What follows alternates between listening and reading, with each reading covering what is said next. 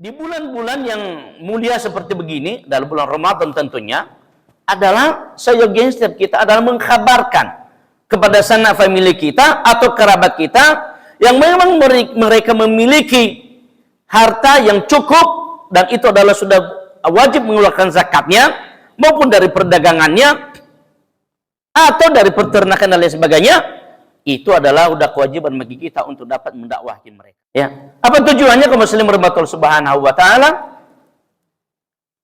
Untuk membagikan, membahagiakan li fuqaraihim, untuk membahagiakan hati-hati orang yang miskin di antara mereka. Nah, selanjutnya kaum muslim rahmatullah subhanahu wa taala, ketika kita ketahui bahwa zakat ini begitu penting untuk kita bayarkan, ya, kita bayarkan, atau kita sebagai sebagai sama saudara adalah menginformasikan kepada tetangga kita yang memang sebenarnya adalah dia sudah layak mengeluarkan zakat malnya.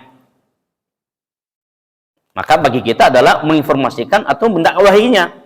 Kita bukan berarti diam begitu. Kebanyakan selama ini adalah di antara kita tuh diam dan tidak mau memberitahu kepada mereka yang semestinya dia itu adalah wajib mengeluarkan zakat. Nah, ini yang disayangkan di antara kita kaum muslimin subhanahu wa taala.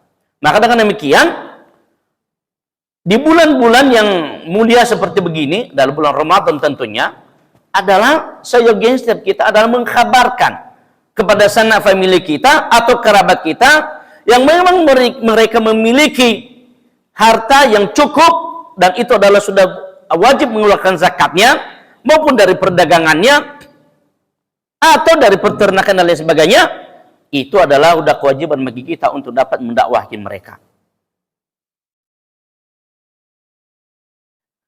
Yang ironisnya saat ini Bapak Ibu rahmatullah subhanahu wa taala, banyak di antara umat kita ini yang masih belum tahu membedakan mana yang zakat, mana yang infak, mana yang sedekah.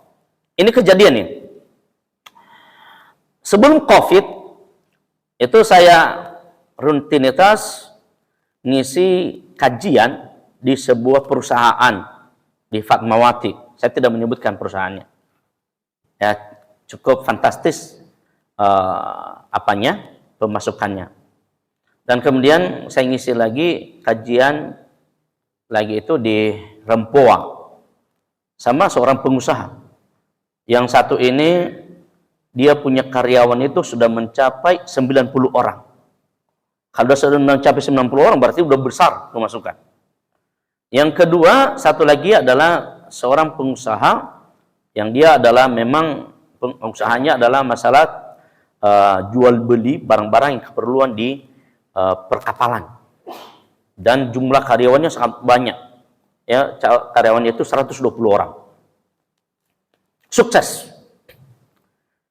Ketika berkonsultasi dengan saya, saat itu saya membahas masalah zakat. Apa kata beliau berdua ini sama saya? Tapi di beda waktu yang sama, beda waktu, bukan berarti di waktu yang sama, enggak seperti itu, ya. Apa kata mereka ini? Pak Ustadz, emangnya apa bedanya zakat, infak, dan sedekah, Pak Ustadz? Kayaknya sepertinya Pak Ustadz lebih dominan untuk mengharuskan pembayaran zakat. Masya Allah, saya bilang. Terus ibu selama ini kemana aja? Kajian sudah berlimpah ruah dari para ustadz-ustadz kita, masih juga belum bisa membedakan mana yang zakat mal, mana yang zakat ini fitrah. Mana itu yang wajib, mana yang itu menjadi sunnah. Ini belum bisa dibedakan oleh beliau. Menurut saya kan begini Pak Ustadz, katanya. Ini cerita Bapak Ibu rahmatullah. Ini disayangkan sekali umat kita. Dan itu dia terus bertanya sama saya. Sampai terakhir tahun lalu. Dia bertanya sama saya, istrinya lagi. Sudah selesai suaminya, istrinya lagi nanya. Ustadz, selama ini kan kita itu sering membangun masjid. Oke, bagus, alhamdulillah. Sering kita berbagi kepada orang Pak Ustadz, daerah Jawa Timur. Oke, bagus. Terus pertanyaan apa, Ibu? Apa bedanya Pak Ustadz dengan saya mengeluarkan zakat, saya dengan saya memberikan itu? Ya bedalah Ibu. Zakat itu adalah yang wajib dikeluarkan, ada ukurannya. Ya, ada ukurannya dan ada waktunya. Sementara kalau seandainya infak, itu tidak ada ukuran dan tidak terbatas waktu. Kemudian sodakoh.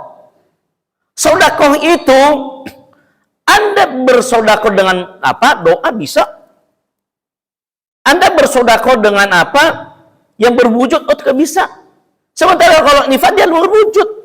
Itu bedanya di sana. Nah, sayangnya si ibu masih belum paham dengan demikian. Akhirnya zakat mal, zakat hartanya yang pemasukan dia itu pemasukannya setiap bulan kata sama saya itu 26 juta pemasukannya. Itu bersih. Sudah lepas dari gaji karyawannya. Terus kemana aja selama ini? Berarti apa dong Ustaz? Dosa saya selama ini? Ya iyalah saya bilang. Kenapa ibu nggak bertanya selama ini kalau ada para ustadz? Begitu banyaknya guru-guru kita. Begitu banyak lembaga zakat selama ini. Nah kemudian orang yang sama juga bertanya sama saya seperti itu Bapak Ibu. Nah Bapak Ibu rahmatullah subhanahu wa ta'ala. Ya begitu pentingnya kita memang memahami ini. Dan kabarkan kepada sanak famili kita tentang kewajiban menunaikan zakat mal mereka, ya, maupun zakat profesi mereka, zakat pertanian mereka, perniagaan mereka, peternakan mereka. Sesuai dengan firman Allah Subhanahu wa taala dalam surah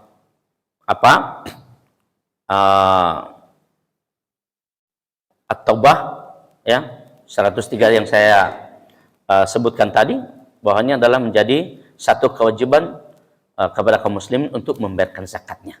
Maupun dalam surah Al-Baqarah tadi ayat 268. Nah, prinsip penyaluran zakat. Tentunya Bapak Ibu rahmatullah subhanahu wa ta'ala berdasar dari firman Allah subhanahu wa ta'ala dalam surah At-Taubah ayat 60 lagi, ya. Innamas shadaqatu lil fuqara'i wal masakin wal 'amilina 'alaiha wal mu'allafati qulubuhum wa fir riqab wal gharimina wa fi sabilillah wa ibnis sabil. Faridatan minallah wallahu 'alimun hakim. Ya. Ini ayat yang dibacakan terus sama kita. Innamas shadaqatu lil fuqara.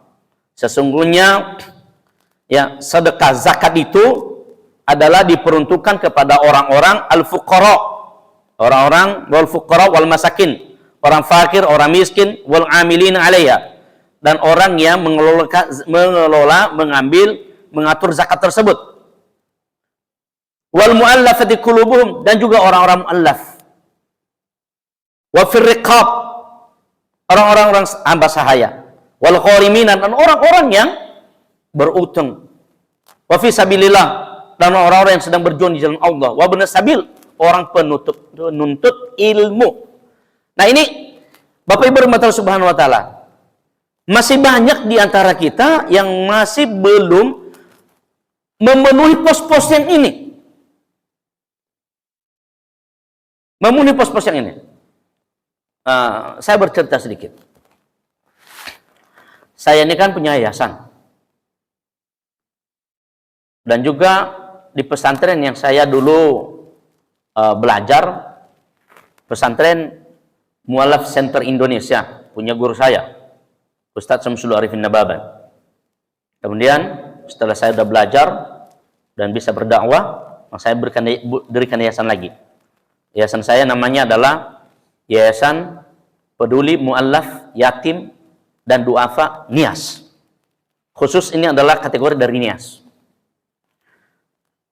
Ada satu lembaga zakat kami datangi.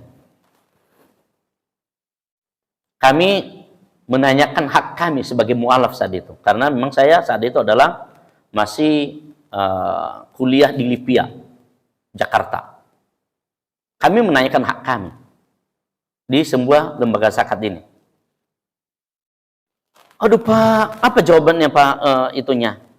Salah satu manajernya, nggak ada Pak untuk bagian mu'allaf, karena selama ini untuk tahun ini kita peruntukkan itu bagi mereka orang-orang yang para du'afa. Kami tanya begini, memangnya ada aturan begitu dalam agama? Ada yang diperintahkan oleh Allah dalam agama seperti begitu? Hanya diperuntukkan buat yang satu golongan ini. Bagaimana mungkin Anda bisa berpikir seperti begini? Anda harus mengeluarkan itu hak 8 asnaf tersebut. Karena saya punya hak di situ.